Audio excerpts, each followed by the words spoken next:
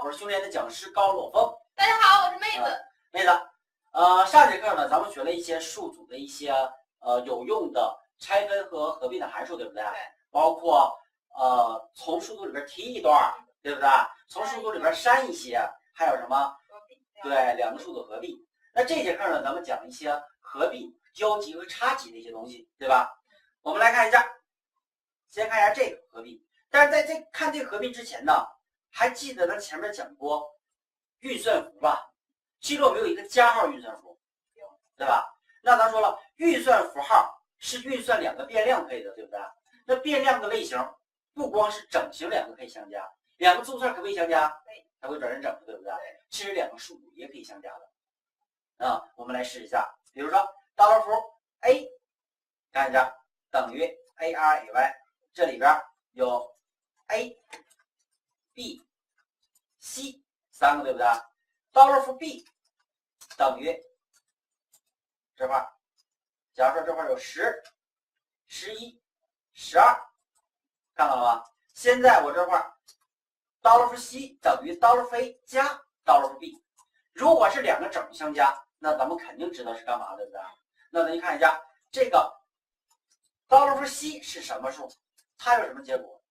那妹子想象一下，这个加号的作用，如果相加两个数组的话，是对应的相加吗 ？A 和10相加 ，B 和11相加 ，C 和12相加吗？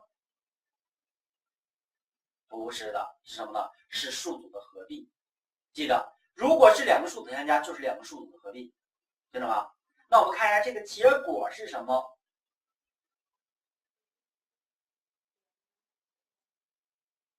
连在一起的，会让你失望。的确是 A、B、C， 但是呢，后边值没有了。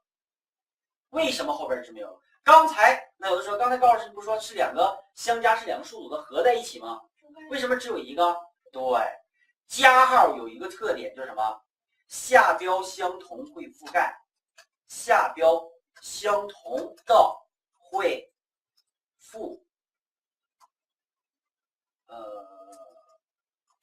盖，看到了吗？复写错了，那咱们重写，覆盖，对吧？下标相同的会覆盖，而且覆盖的特点是什么呢？记得是前面覆盖后面的，这个特点一定要记住。比如说面试题的时候，我就给你出一个这个题，两个数组 a 加 b， 问你 c 是多少，对吧？如果这两个特点你不知道它是怎么的，是合在一起的，不知道下边是覆盖的，那你就不知道了，对不对？前面是覆盖后边的，这点很重要啊。好多人都认为是后边覆盖前边的，其实正相反，所以好多人都答错这个题，对吧？那如果把下标改成什么不一样了，比如这块是以5开头的，那就6和7了，对不对？那现在这个数组变成什么样？应该知道了吧？是不是5、6、7？下边没覆盖就这样了。那有的说，那通常咱做数组非得调一下下标吗？不用下标的形式咱可不可以啊？可以，但是咱们用的不是这个函数。我先保存一下，用什么呢？不用这种方法。数组合并专门有函数的，相加是可以的啊，对吧？但咱不常用。数组合并咱们用的是，找一下，有一个叫做，其实咱们在前面讲冒泡排序的时候，咱们也用过合并一个或多个数组，看一下可以传无限个数组，会把多个数组合在一起。那它会不会有些返回在新的数组，就是合并后的？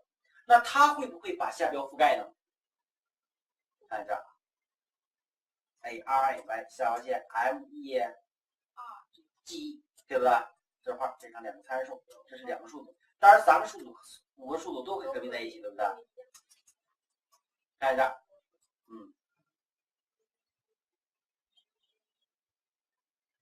是不是0、1、2、3、4、5？重新索引了这个什么数组下标，对吧？重新索引下标没在一起，对不对？那如果我这块有下标相同的，不是关联数组呢？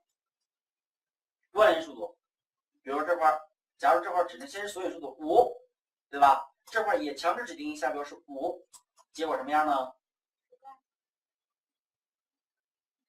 是不是重新索引？对。但是如果是关联数组呢？刚才它指的是索引数组，对不对 ？one 这块我也有个 one， 看一下结果是什么呢？看到了吗？是不是就一个 one 存在？对，如果是关联数组的话，会覆盖；索引数组会重新索引，对吧？往前一站，这个聪明了，2点 PhD。那我们再来看一下，如果这里边我就存一个数组呢，可不可以呢？因为我刚才看到这个参数什么，是不是只要有一个必须的就可以？对，不一定有两个。那一个的时候，它跟谁合并呢？自己合并自己。不合并还是原样输出 A B C 怎么的？是不是原样输出了？对不对？但是如果是什么下标这块是一个5呢？我们看一下怎么的？如果传一个数组的话，而且是索引数组的话，会重新索引下标而已，就这个功能。所以咱平时想用一个数组，像它重新索引下标，它连续可以用这个，对吧？当然咱们前面也学过一函数，对 ，array value 这边可以啊，好，这是第3个程序，对吧？这是咱们说合并一个。那我们再往下看，合并的用加号可以，用这个可以吧？啊，那咱再看两个什么？有合并的，那就有计算交集和差集的。什么是交集？什么是差集呢？就是两个什么两个数组相同的是哪些？这就是什么交集，对不对？比如说 $A 的数组 $ARAY 这里边有啥？比如说有10、11、12、13、14，对不对？那 $B 的数组里边 $ARAY 有，比如说5、6、12，还有15，还有14。看一下，对于这两个来说，交集在哪块？相同的地方，对，这里边有12，这里边是不是也有12？这里边有14，是这里也有14。我想把它的交集部分提出来，用什么呢？看一下，就使用我们这个数组。当然了，它不光是怎么的，不光是合并两个数组，所有这些合并都不止合并两个数组，听懂吗？它都可以和计算交集或者是什么呢？都是无限的数组，听懂吗？返回的数组就是你需要的那个数组。好，我们运行一下，咱只是用两个数组做实验，对吧？你可以有更多的$A、$B， 我们打一下，看一下是不是能把我们的交集获取到。来运行一下，是不是12和14，对吧？通常获取交集，咱们是不是就可以这么做呀？但是如果我想让你，有的时候咱们需要一些算法，把数组开头部分的相同就是去掉，那这个时候又怎么做呢？数组开头部分相同就是去掉，比如说这个地方，假如这块也有个5，也有个6，对吧？这个时候呢，你就不能说啊用交集去获取，对不对？用交集获取的5和6是相同的，那这里的12和这12是相同的，14和14是相同的。如果用获取交集的方式，是不是全出来了？如果就获取开头部分是相同的，遇到不同的地方就去掉的话，这个时候系统函数是没有的，这怎么办呢？得自己去写，听懂吗？对，怎么写呢 ？for 循环$phi 等于0，那你可以做一个算法判断哪个最短，循环哪次，对吧？能会这样的算法吧？大家也可以想一下，判断两个数组哪个长度短，我循环次数按最短的次数循环，是不是可以这么做？可以随便写个算法，比如这样，做一个MIX 一个最小，对，一个是最小值 MIN， 对不对？然后是括号，是 COUNT $如果长度大于 COUNT $B， 对吧？那我们如果最小的长度是谁啊？是不是$for COUNT $B， 对不对？否则是冒号，对 COUNT count $A， 是这样的吧？求 e 的最小值，或者是咱们用系统函数，这个也可以，对吧？都可以做到啊，很简单的一个方式，让这个 $i 小于，因为你循环按最多的循环没意义，对不对？然后 $min 对吧？$i 加，对，这里边如果什么$a 里边的$i 等于$b 里边的$i，那我们就把它，比如说提出来嘛，放到一个 NAR 新数组里边，放到这里边就行不行？$NAR 中括号等于$a 中括号$5，是不是相同的就往出拿呀？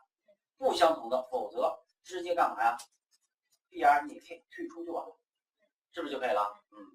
所以可以用这种算法，我给你保存一下，是6.71，这样的话是取特定一段，而不是要全部的交集的啊。大家可以采用这样的算法。那除了获取交集，咱们程序里边还有一个什么？这个计算差集，对吧？那计算差集意味着怎么计算呢？对，相同的刚才提出来，这是不同的提出来，用法都很相似了，我直接拿过来就行了。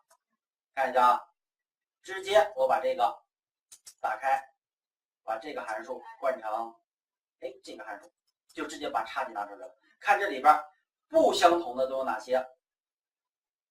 你看10、11、13、10、11、13，对吧？是不是这里不相同的？把第一个数组里边不相同拿出来。好，这就是我们这节课给大家介绍的什么合并数组、计算差集，对，计算交集，对不对？当然了，更详细的算法一些使用的话，可以参考手册。如果手册里边没提到的，那就是这函数不支持的，对不对？